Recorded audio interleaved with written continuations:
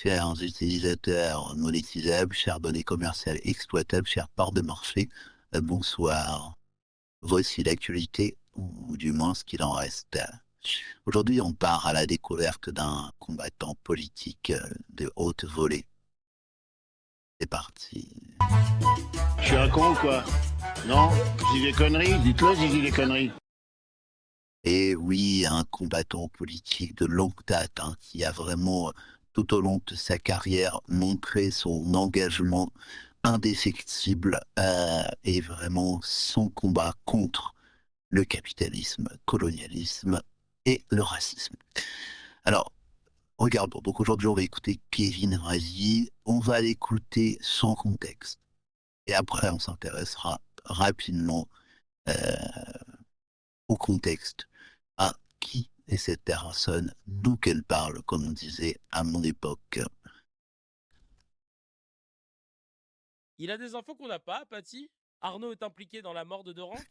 Parce que dès lors que la jeune garde a été dissoute, l'attaché parlementaire présent sur les lieux licencié et que l'enquête est en cours, je comprends pas cette fixette. Je peux pas faire plus simple. Soit t'as des éléments qu'on n'a pas et tu nous les donnes, soit tu le fermes ta putain de bouche. Toujours à peu près même niveau de langage.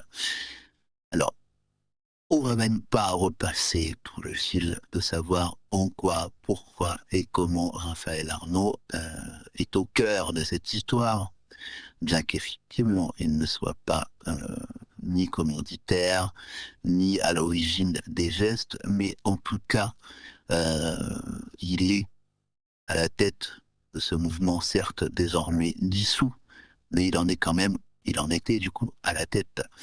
Le numéro 2 qui a porté les coups mortels et son attaché parlementaire, c'est-à-dire que il est payé avec notre pognon. De plus, cette personne, ce député fiché S et condamné pour violence volontaire, euh, est apparu sur un média financé avec de l'argent public il y a 2 jours de cela pour nous expliquer pendant 1 heure et demie euh, que c'était de l'extrême droite qui avait tué Quentin, alors même que ce sont des militants d'extrême gauche qui ont porté des coups à ce jeune homme alors qu'il était au sol, pour nous expliquer qu'en fait, bien sûr, c'était malheureux de tuer quelqu'un, mais que bon, c'est quand même un méchant et qu'eux étaient les gentils. Le niveau d'indignité actuellement dans ce pays, notamment de la part d'une grande partie de la gauche, euh, devient quand même difficilement supportable. C'est-à-dire que c'est un numéro d'équilibriste qu'on a rarement vu avant. Euh, on a paralysé la France pendant plusieurs jours euh, suite à la mort du jeune Naël. Naël qui s'était pris une balle parce qu'il était en refus d'obtempérer, il était multirécidiviste et il menaçait de tuer des gens. Il a été abattu parce qu'il a refusé de se rendre et on a paralysé la France pendant plusieurs jours. Il y a eu le meurtre malheureux du jeune Abou Bakar dans une mosquée. La France entière a crié à l'islamophobie, quand bien même le parquet n'a pas retenu le chef d'accusation de terrorisme. Mais il s'avère après enquête qu'il ne s'agissait pas ni d'un crime raciste ni d'un crime islamophobe, mais était bien l'œuvre d'un fou. Néanmoins, on a vu toute la France de gauche pleurer, soutrer et se déclarer. Là, un jeune militant est venu, est mort. Certes, il était venu aussi en sachant qu'il y avait des risques. Je pense qu'il ne mesurait pas que les risques en question pouvaient être la mort.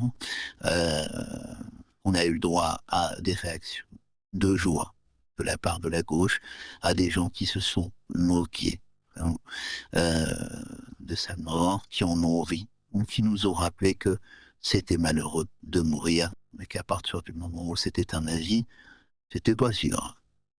Alors bon, tout ça évidemment se discute, mais disons que oui, l'honnêteté intellectuelle, la dignité aurait voulu que Raphaël Arnaud démissionne. Écoutons la suite. Parce que c'est insupportable de voir ton pressing offensif sur Raphaël Arnaud basé juste sur le fait que c'est Raphaël Arnaud de LFI, ex la Jeune Garde. Il va vraiment falloir arrêter avec ce pressing offensif fumeux. Non, juste Raphaël Arnaud de la Jeune Garde, encore une fois, député français payé avec nos impôts, qui néanmoins est FICS et a été condamné pour violence et désormais a été la tête d'un mouvement à l'origine de la mort d'un jeune homme. Qui n'apporte rien. J'aimerais voir Jean-Michel Apathy être en pressing offensif sur Julien Audoul, sur Caroline Yadan, qui ment de façon éhontée et qui derrière en plus propose une loi pour interdire de défendre un pays étranger qui n'est pas le nôtre. Oui, mais qui ne sont pas qu'à la tête d'un mouvement qui a tué cette femme. J'aimerais le voir sur des choses aussi graves et impunies. Là, il y a une enquête en cours, l'attaché parlementaire qui a été licencié, lui Oui, qui s'est encore écarté pendant un mois, le temps de laisser passer. Un mois, oui, c'est vrai. Donc une vie d'un retard et un mois de silence médiatique. Ça fait peu cher payer, on va pas se mentir. C'est la vague, etc., ce qui est une sage décision. Raphaël Arnaud n'était même pas à Lyon, d'ailleurs. Ça fait déjà 2 mois, putain, ça passe vite. Donc il y a un moment, c'est un peu bizarre. Soit t'as des choses, soit si c'est juste le fait que, parce que c'était son attaché parlementaire, alors lui, il doit démissionner. Bah, le jour où on aura une exemplarité parfaite de la classe politique, on pourra s'en prendre à des gens qui n'ont rien fait et qui juste ont un attaché parlementaire qui a été impliqué dans un meurtre. Juste. La phrase est magnifique. On voit le niveau d'intelligence quand même et qu'il y a une résilience. On sent vraiment toute sa profondeur intellectuelle juste impliquée dans un meurtre. C'est si peu de choses après tout. Attaché parlementaire qui a été viré. Le jour où on aura réglé tous les problèmes, on pourra s'occuper de ces mini-problèmes.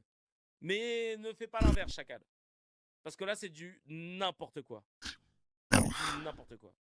Et pourtant, Dieu sait que je ne suis pas un défenseur de Jean-Michel Apathy, qui est bien détestable, mais on ne sait pas aujourd'hui qu'on va parler de Jean-Michel Apathy.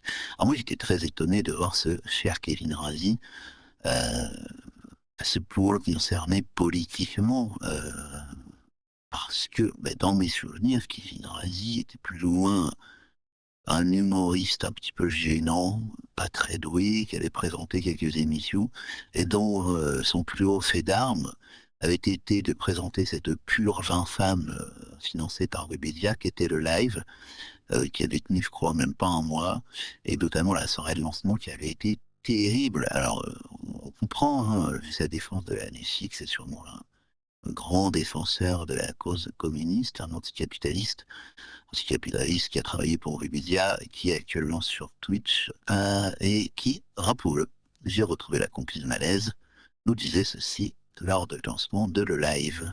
Starting from the bottom. Let's go. On va soulever des grands-mères, je vous le dis. Oui. Venez les annonceurs, on adore ça. Hashtag soulever des grands-mères. Venez les annonceurs, on adore ça. Et ce qui a été coupé, c'était le petit YouTube Money N-word, juste derrière. Petite déclaration sympathique d'un anticapitaliste forcené militant politique devant l'éternel. Vraiment quelqu'un à suivre. Voilà. C'est une petite réaction à cette vidéo vraiment importante. Merci de votre attention relative. À très bientôt, si l'actualité le permet. Je suis un con ou quoi? Non? Je dis des conneries? Dites-le si je dis des conneries.